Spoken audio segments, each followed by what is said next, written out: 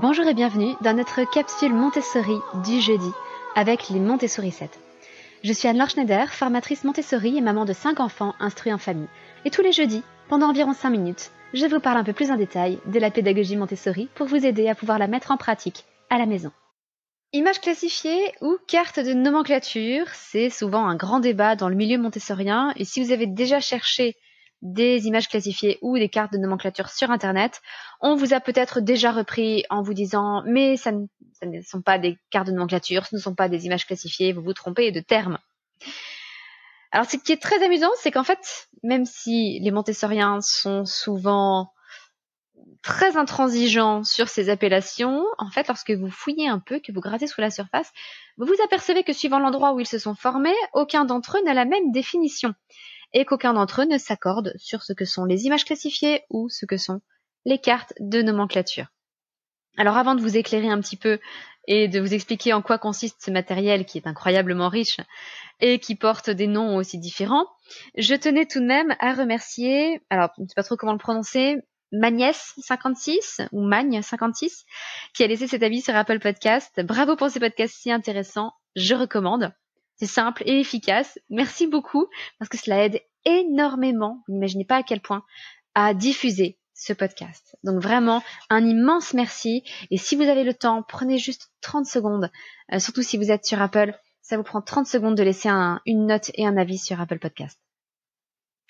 Revenons-en donc à nos images classifiées ou à nos cartes de nomenclature.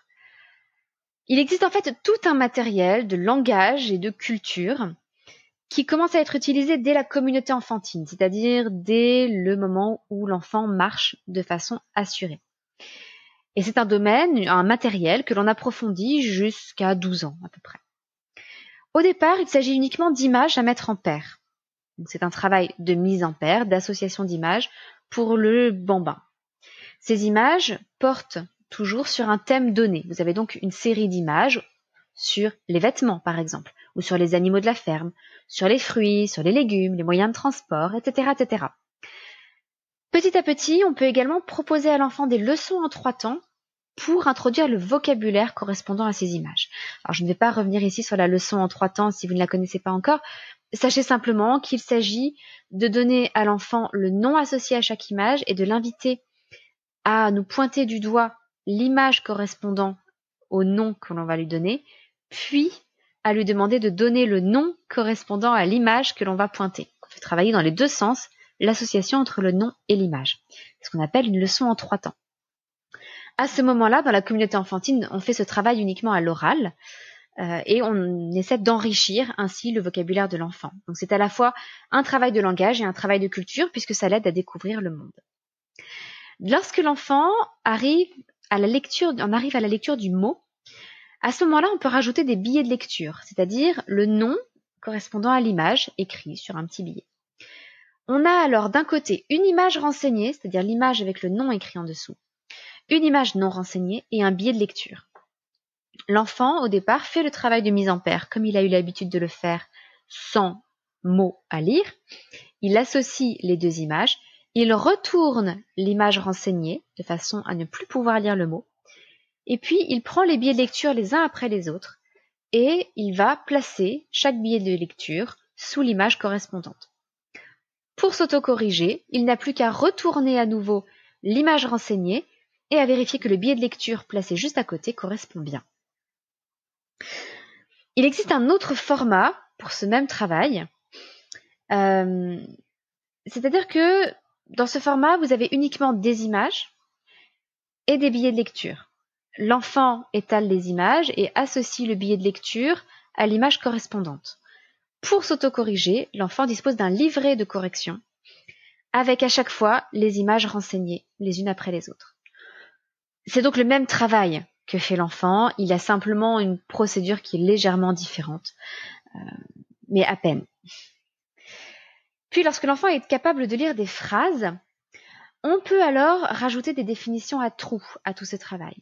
L'enfant doit alors non seulement associer l'image et le nom, mais aussi la bonne définition. Et pour se corriger, il dispose d'un livret d'autocorrection avec l'image renseignée et la définition à trous renseignée également. Complétée si vous voulez. Eh bien, tout ce matériel, chaque étape de ce matériel peut porter un nom différent. Pour certains, les images classifiées ne recouvrent que les images à mettre en paire, classées par un thème donné. Pour d'autres, ce sont aussi les images avec les billets de lecture, tandis que les cartes de nomenclature correspondront aux images avec les définitions à trous. Pour d'autres encore, tout s'appelle carte de nomenclature, y compris le matériel qu'on propose aux bambins de moins de 2 ans. Et au fond, le débat est totalement stérile, parce que ces deux noms, images classifiées et carte de nomenclature, insistent simplement sur un aspect différent du même matériel. Dans le terme image classifiée, on insiste sur le fait que les images sont classées par thème, correspondent à un seul thème. Ça va aider l'enfant à développer la notion de réseau sémantique, c'est-à-dire de développer la notion que certains mots sont relatifs à un même domaine, à un même sujet. Tandis que le terme de nomenclature, lui, s'attache surtout au fait que l'on donne un nom aux choses et une définition par la suite. Donc honnêtement, ne rentrez pas dans ce débat. Si jamais vous avez un montessorien absolument intransigeant qui vous reprend, je vous invite à laisser couler. Certains montessoriens peuvent être crispés et crispants, mais ça n'est pas le plus important. Et honnêtement, le plus important serait de savoir comment choisir les images classifiées. Parce que les 3/4 des cartes de nomenclature ou images classifiées que vous pouvez trouver sur Internet ne répondent pas en réalité aux critères des images classifiées Montessori.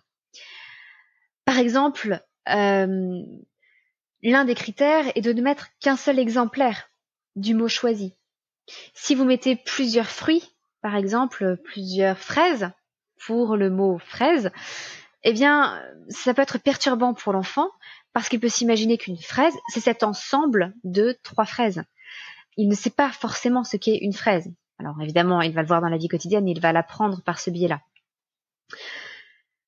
Mais de manière générale, l'une des règles pour simplifier le raisonnement pour l'enfant, pour lui éviter de faire des confusions, c'est de ne placer sur l'image qu'un seul exemplaire du mot choisi. Il y a quelques autres règles comme celle-là, et honnêtement, c'est bien plus important que de savoir si on doit appeler ça image classifiée ou carte de nomenclature.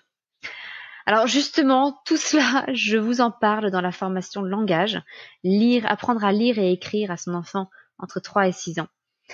Et je vous explique non seulement l'intérêt des images classifiées, non seulement la façon de les utiliser avec votre enfant, mais aussi comment les choisir, et je vous fournis plein de références pour vous aider à en trouver à votre goût. Alors si vous avez envie d'apprendre à lire et à écrire à votre enfant en suivant l'approche montessorienne et la progression montessorienne, je vous invite à nous rejoindre.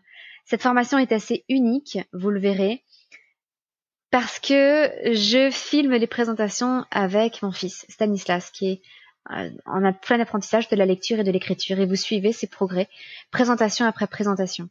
Donc vous voyez vraiment comment un véritable enfant apprend en conditions réelles à lire et à écrire avec l'approche montessorienne.